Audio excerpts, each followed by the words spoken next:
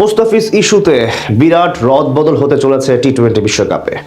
কলকাতা এবং মুম্বাইয়ে বাংলাদেশের ম্যাচগুলো অনুষ্ঠিত হতে না পারলে বেশ বড়সড় আর্থিক ক্ষতির মুখে পড়তে পারে বিসিসিআই। কোথায় হতে পারে টাইগারদের পরবর্তী ভেন্যু এবং কি পরিমাণ ক্ষতির মুখে পড়তে পারে রোহিত কোহলিদের বোর্ড, তা নিয়ে বাকিটা থাকছে রিপোর্টে। মোস্তাফিজকে ছেড়ে দেওয়ার পর সোশ্যাল মিডিয়া থেকে শুরু করে গণমাধ্যম তোপের মুখে পড়েছে বিসিসিআই।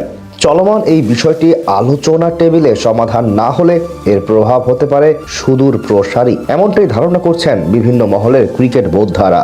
সবশেষ ডিসেম্বরের 16 তারিখে দুবাইয়ে অনুষ্ঠিত হয়েছিল আইপিএল এর মিনি নিলাম। শতভাগ পেশাদারিত্বপূর্ণ ওই সন্ধ্যায় নিলাম টেবিল থেকে চেন্নাই দিল্লিকে হারিয়ে 12 কোটি টাকায় মুস্তাফিজকে দলে ভিড়িয়েছিল কলকাতা নাইট রাইডার্স ম্যানেজমেন্ট। কিন্তু মাত্র 15 দিন যেতে না যেতেই ঘটল বিপত্তি। অভ্যন্তরীণ জটিলতায় কাটার মাস্টারকে দল থেকে এক প্রকার বাধ্য হয়ে ছেড়ে দেয় পশ্চিম বাংলার ফ্র্যাঞ্চাইজিটি।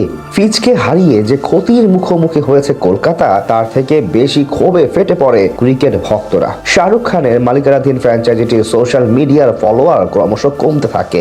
এই অবস্থায় বেশ চিন্তায় পড়ে যায় টিম ম্যানেজমেন্ট সহ বিজ্ঞাপন দাতা সংস্থাগুলো। তবে মুস্তাফিজ ইস্যুতে বেশ নড়ে চড়ে বসেছে বাংলাদেশ ক্রিকেট বোর্ড। আসন্ন টি-20 বিশ্বকাপে কলকাতা এবং চেন্নাইয়ে অনুষ্ঠিত ম্যাচগুলো না খেলতে অস্বীকৃতি জানিয়ে আইসিসিতে আনুষ্ঠানিক চিঠি পাঠায় বিসিবি।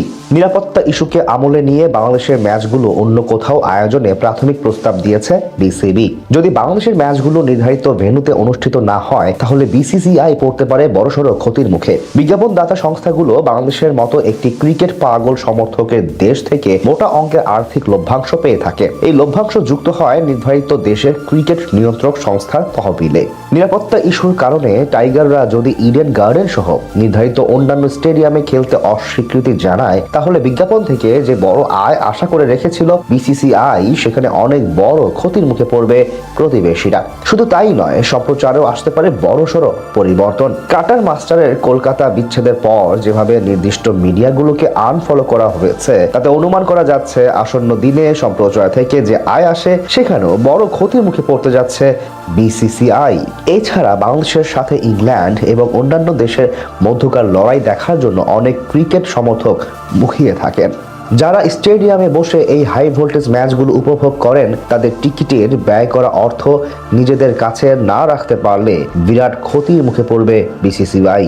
আগামী মাসের 7 তারিখে ওয়েস্ট ইন্ডিজ, 9 তারিখে ইতালি এবং 14 তারিখে ইংল্যান্ডের বিপক্ষে মাঠে নামবে টাইগার বাহিনী। প্রথম 3টি ম্যাচ ঐতিহাসিক ইডেন গার্ডেনে এবং তাদের শেষ ম্যাচ মুম্বাইয়ের ওয়াংখেড়ে স্টেডিয়ামে অনুষ্ঠিত হওয়ার কথা থাকলেও চলমান ইস্যু সমাধান না হলে টাইগাররা পাড়ি জমাতে পারে লঙ্কানদের কলম্বো কিংবা গলে। তাতে করে আর্থিক সচ্ছলতায় দেখা দিবে শ্রীলঙ্কা বোর্ডের।